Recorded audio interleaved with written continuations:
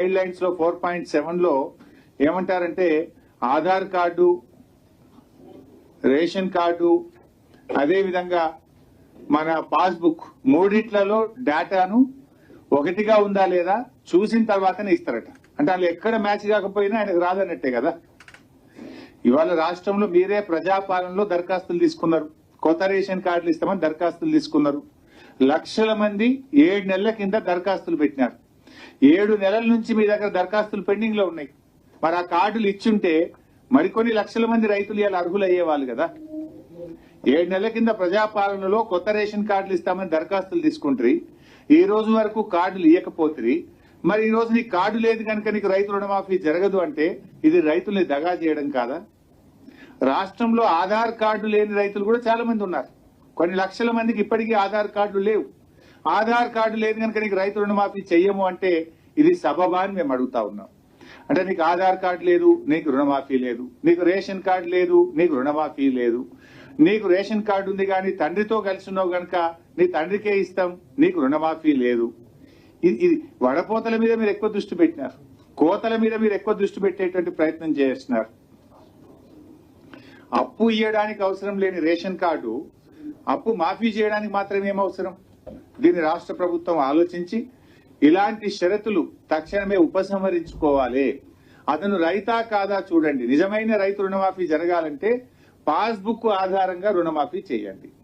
ఏ రైతు బ్యాంకులో అప్పు తెచ్చుకున్నా ఈ కుటుంబం అనే షరతులు తొలగించి, రేషన్ కార్డు అనే షరతులు తొలగించి, పాస్బుక్ ఆధారంగా బ్యాంకులో రుణం తెచ్చుకున్న అందరూ రైతులకు రుణమాఫీ చేసినప్పుడే రైతులకు న్యాయం జరుగుతుంది.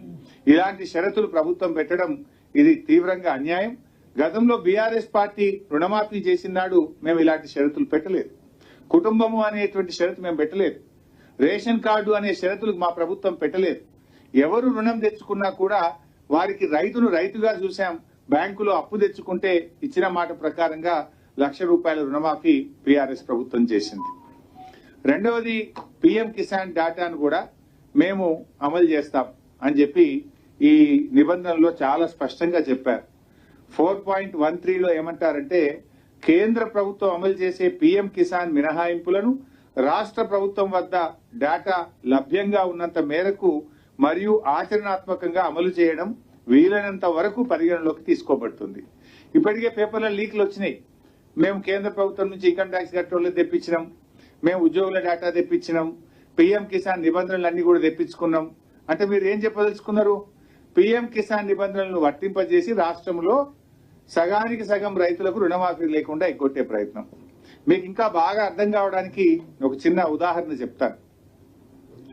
రైతు బంధు కింద మన రాష్ట్రంలో రైతు బంధు పొందిన రైతులు ఎందరు అంటే 68,99,079 మంది రైతులకు రైతు బంధు వచ్చింది. పిఎం కిసాన్ ఎంతమందికి వచ్చింది? 30,36,000 మందికి పిఎం కిసాన్ వచ్చింది. అంటే సగం మంది కూడా రాలేదు. అంటే దాదాపు 69 లక్షల మంది రైతు బంధు వస్తే 30 లక్షల మందికి మాత్రమే పిఎం కిసాన్ వచ్చింది. అంటే 39 లక్షల మంది రైతులు ఎగిరిపోయినట్టే కదా. పిఎం